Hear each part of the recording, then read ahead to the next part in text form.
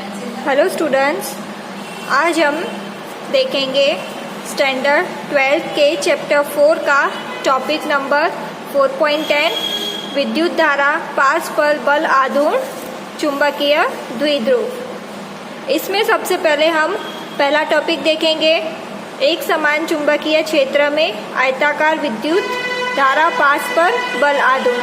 हमें यहाँ पे ढूंढना है बल आघूर्ण आयताकार पे कितना लगेगा। चलिए, तो सबसे पहले आपको इसका चित्र ध्यान से समझना है। यहाँ पे एक पॉइंट लिखा है मैंने, एक समान चुंबकीय क्षेत्र में स्थित कोई आयताकार पास जिससे अपरिवर्ती धारा I प्रवाहित हो रही है। हम जो भी चित्र बनाएंगे उसमें धारा I प्रवाहित होगी और यह बल आघूर्ण का अनुभव करता है। तो चलिए, सबसे पहले हम फिगर बनाएंगे।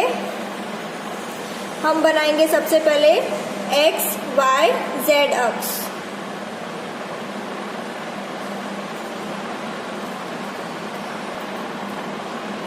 ये x, y, z अक्ष बना ली है। इसके ऊपर मैंने आयताकार शीट रखी है। अब इसमें मैं चारों बिंदुओं को नाम दे देती हूँ, A, B, C और ये D। इसमें से ये हो गया इसका घूर्णन अक्ष। यहाँ पे मैं लिख देती हूँ, ये क्या है, घूर्णन अक्ष। इस अक्ष से पूरी आयताकार शीट ऐसे घूम रही है। क्लियर?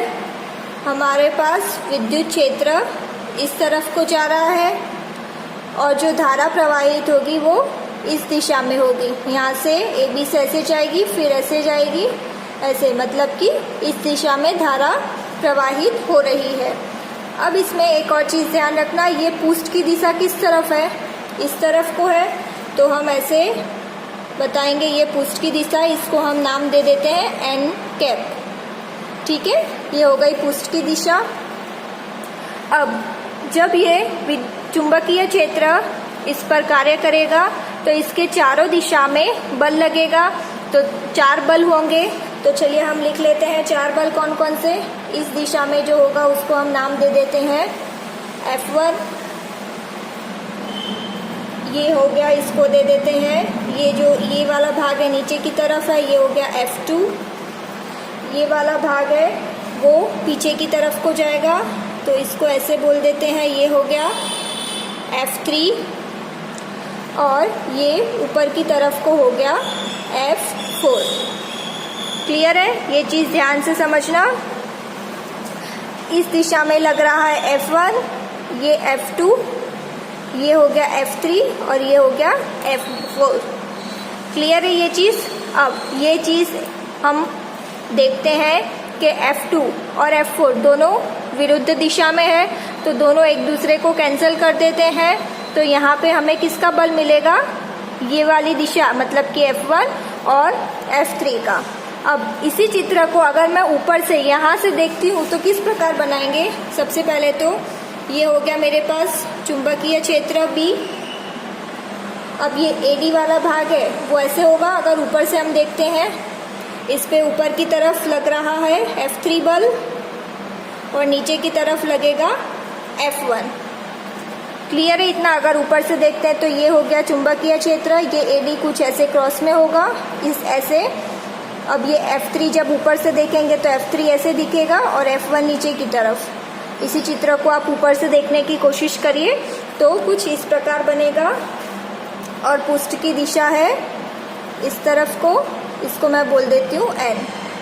ठीक है, अब इसका कुछ कोण है जिसको नाम दे दिया थीटा और ये हो गया अल्फा। अब ये अगर पूरा 90 होगा तो अल्फा का क्या होगा, 90 माइनस थीटा लिख सकते हैं। पूरा अगर 90 होगा तो अल्फा मुझे चाहिए, तो अल्फा कितना होगा, 90 माइनस थीटा। क्लियर है इतनी चीज़? चलिए अब हम अपना डेरिवेशन करते हैं। हमारे पास बल का सूत्र है, यहाँ पे सबसे पहले हम F1 के लिए फाइंड करेंगे। तो F1 is equal to IL cross B। अब यहाँ पे L क्या है, तो हमारे पास कोई भी जो आयताकार शीट होती है उसमें ये जो लंबाई होती है उसको हम L लेते हैं और इसको लेते हैं B। क्लियर है? तो यहाँ पे हम ये वाले AB वाले भाग की बात कर रहे हैं तो यहाँ पे L आएगा लंबाई, तो मैंने लिखा IL गुणा B। अब इसमें मैं ये निकालूंगी क्रॉस प्रोडक्ट, तो यहाँ पे क्या लगाएंगे साइन थीटा, और थीटा क्या हो रहा है 90 का, तो ILB साइन 90 जो कि होता है 1, तो F1 क्या मिला हमें ILB। ये चीज़ क्लियर है। तो F1 अगर ILB है तो F3 भी वही होगा, क्योंकि उसमें भी थीटा 90 का ही बन रहा है और ये ILB उसमें भी होगा, तो F3 भी कितना होगा ILB। यहाँ तक क्लियर है। अब हमें ये चीज़ तो पता है कि F2 और F4 दोनों विरुद्ध दिशा में, तो एक दूसरे को कैंसिल करते हैं, लेकिन अगर उसकी कीमत निकालनी हो तो हम कैसे निकालेंगे, इसी तरह से निकालेंगे। F2 is equal to I। अब यहाँ पे इसकी बात हो रही है तो ये क्या होगा B होगा, चौड़ाई होती है ये, तो IB क्रॉस B। चौड़ाई के लिए मैंने स्मॉल b का इस्तेमाल किया है और ये कैपिटल B है, वो चुंबकीय क्षेत्र है।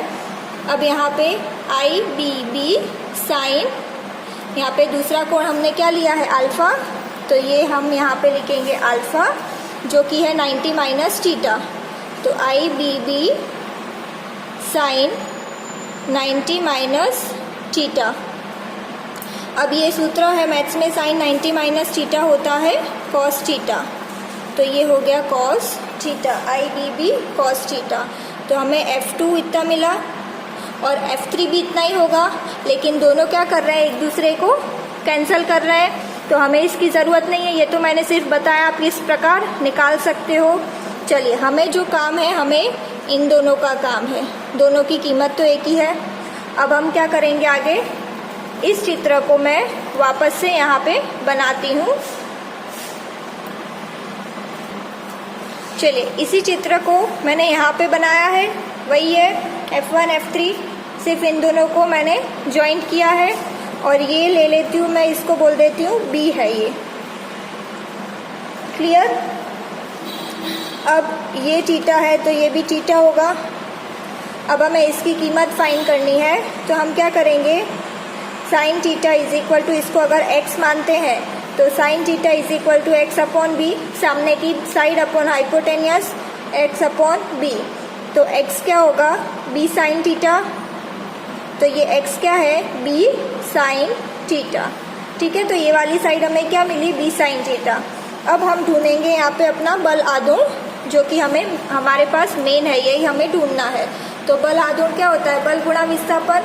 बल हमें क्या मिला है ILB और यहाँ विस्थापन कितना है b साइन थीटा, तो ILB को साथ में ले ले, b LB sine theta. L गुणा B क्या होता है क्षेत्रफल, तो I इसकी जगह मैं A लिखूंगी, A B साइन थीटा, और यहाँ पे मैं ब्रैकेट में लिखती हूँ IA किसका सूत्र होता है M का, तो यहाँ पे क्या लिखूंगी मैं M B साइन थीटा। तो टाउ मुझे कितना मिला MB साइन थीटा, या तो फिर मैं इसको लिख सकती हूँ tau is equal to M cross B। Sine theta है इसलिए मैं क्रॉस यूज़ कर सकती हूँ, तो टाउ कितना मिला MB साइन थीटा। चलिए, ये मिल गया हमें। अब हमें पता है कि ये जो M है वो अनुक्रमानुपाती होता है I और A से। अब इसको हटाऊंगी मैं, तो कुछ अचर कीमत लिखनी है, तो KIA लिखूंगी। अब K की कीमत अगर 1 होगी तो M इज इक्वल टू क्या आया IA, जिसका उपयोग हमने यहाँ पे किया था। अगर मेरे पास N लूप है, या बोल देते हैं N फेरे हैं, तो यहाँ पे हम क्या लिखेंगे M is equal to NIA। Clear. यहाँ पे M is equal to IA है, वो हमें पता है। अगर मेरे पास N फेरों की संख्या है तो यहाँ पे हम N से गुणा कर देंगे, तो क्या हो जाएगा M is equal to NIA। Clear है, एकदम इजी टॉपिक है। सिर्फ और सिर्फ आपको ये जो फिगर है ये अच्छे से समझ में आनी चाहिए। इसमें चुंबकीय क्षेत्र की वजह से चारों दिशाओं में बल लग रहा है F2 और F4 विरुद्ध दिशा में है तो एक दूसरे को काट देगा वो। हमारे पास सिर्फ F1 और F3 बल रहता है जो कि 90 का कोण बना रहा है, और F1 और F4 की कीमत आएगी ILB, और उसके बाद हमें सीधा बल आघूर्ण ढूंढ लेना है।